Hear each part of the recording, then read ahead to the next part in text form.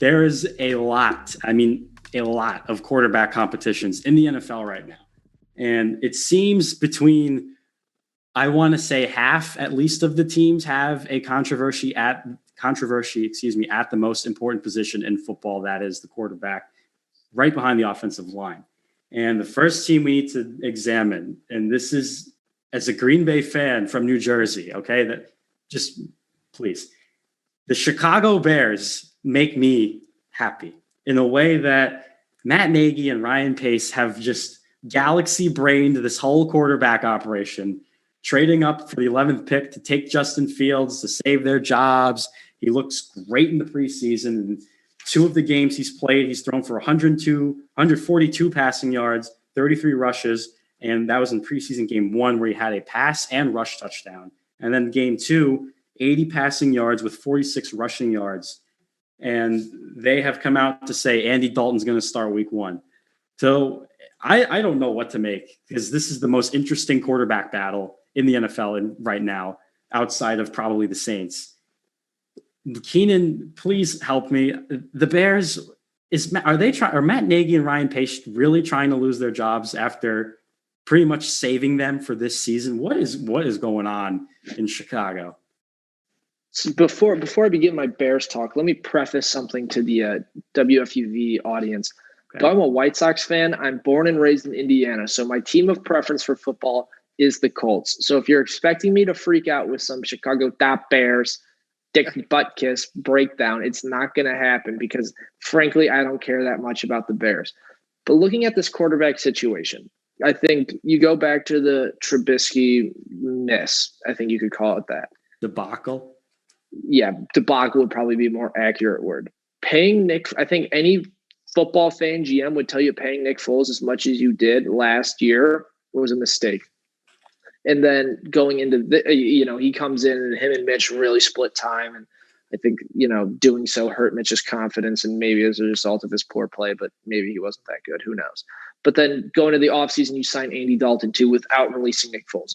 So congrats, Chicago. You've got 33-plus-year-old quarterbacks who aren't very, the way the game's been expanding in terms of, run and pass threat quarterbacks. Neither of those 2 guys really fit that billing. But then you trade up to get Justin Fields.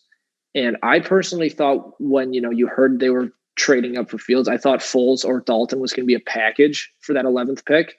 Neither of them were moved. So now you've got a first-round pick, presumably 3rd string to start the season. And then you've got 2 guys that were starters on different teams that you're overpaying to do their jobs. So I do like the call, though, by the Bears for sitting Fields to start the season. I personally don't think he'll be on the bench all year. I think if you get to week 7 and after week 7 you're 4-3, I think you're going to see Fields come in. But I think the Bears still have a really young and unproven offensive line. The last thing you want to do is, we saw it with Trevor Lawrence in a preseason game where the Jags offensive line, or lack thereof, disappears and he gets, blown up. I think Nagy and Pace both realize as long as Fields is unproven in terms of we don't know what we have, that extends our jobs a little longer. So why would you risk running him out there week 1 against the Rams, who we know with Aaron Donald coming up the middle, it doesn't matter who you got on the offensive line. He's getting through. So why would you start Fields week 1 versus let everyone else on the team kind of get set up and then inject him if he's needed? So I think the quarterback controversy, the narrative shouldn't be why isn't Fields 1? It should be why isn't Fields 2? Because I think right now they haven't released the full depth chart. I think they were going to go Dalton, Foles, Fields. Fields needs to be the number 2 on that team, because right now he's just waiting in the wings doing nothing. Yeah, I think it definitely is a nuanced conversation. I'd be shocked if it was like an Eli Manning, Daniel Jones thing where like after week 3, Fields is in there. But it is interesting to see. Thomas, you can correct me if I'm wrong, but the Bears, especially with Dalton at the helm, should not have high expectations to get into a wild card, let alone win the division, right? Yeah, so even making the playoffs, they shouldn't have like lofty expectations. So that's the interesting thing for me, right? The question then becomes, is Fields ready? Because if he's ready and you're playing Dalton just because you think you might have a shot at making the playoffs or you think he gives you a better shot, I think that's stupid. I think you're probably a lock to be the 3 seed anyway in that division. Again, the question becomes the O-line there's that funny quote from Fields about, wow, NFL is a lot slower than I thought it was going to be. And then he gets popped the next preseason game. His helmet comes up all the way to here. I mean, that's hilarious. But it is interesting. His, co-parts, the other people in his draft, Zach Wilson, Trevor Lawrence, are going to be starting. We'll wait to see about Mac Jones. So there are other people that are in his draft class that are coming out week 1 and are starting. Granted, Jacksonville and the Jets don't really have the luxury of starting anyone else. But I really think it's an interesting move because this is a rookie quarterback that you definitely want to get reps. And so I don't hate them starting off with Dalton, but I would hate it if it becomes like a playoff push thing and they're just robbing Fields of the reps that he needs.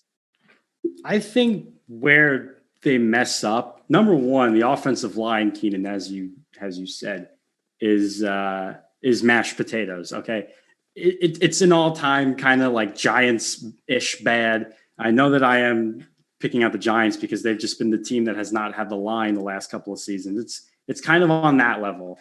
The second thing is you have Allen Robinson. Okay, I do need to give him some attention because A-Rob is my man.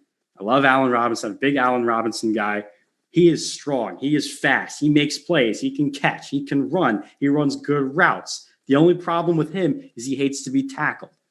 My problem is why in the world you have a player like Allen Robinson who needs something new at the quarterback position that's not Blake Bortles. I know producer Alex Walls likes Blake Bortles. You can't run him with Nick Foles and Andy Dalton, who Skip Bayless, I think, put it best. He said that Andy Dalton is all right.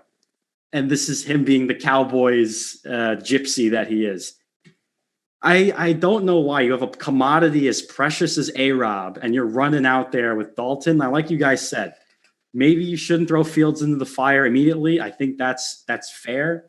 But the fact that he can use his legs to escape pressure in the pocket and can make things happen by just ground and pound sort of play. And yeah, you can still be on the move and find A-Rob or Mooney or whoever's out there, Cole Kmet. But they're going to rely so much on their defense this year. Keenan was saying this at the beginning of the show. They're going to be so defense dependent. You have to laugh at it, at how they're just going to be pulling out this season.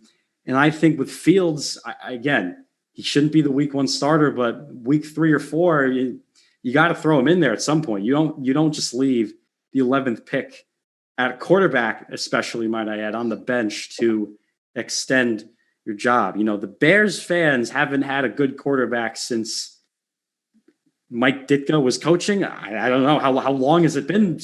Way before that, probably. I don't even know. It's been too long since they've had a good quarterback. So they need to try something new, especially with commodities like Robinson, Mooney.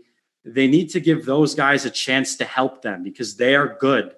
They are good. Having good skill players is good. Please utilize them. I can't stress this enough. Keenan, go ahead. I can't. Go ahead. Well, just, we're talking about a lot of this preseason play and how, Fields is looking okay. Looked a lot better in week 1.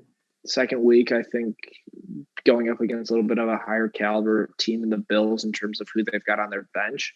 I think he saw some new stuff. And as Lou had pointed out, the game moves too slow and then he gets popped and his helmet's almost on the floor, which also is another thing I don't understand about football. Like, why don't you do your chin strap? But, maybe that's why I watch it and I don't play it. I didn't have that, on-field drip that was necessary.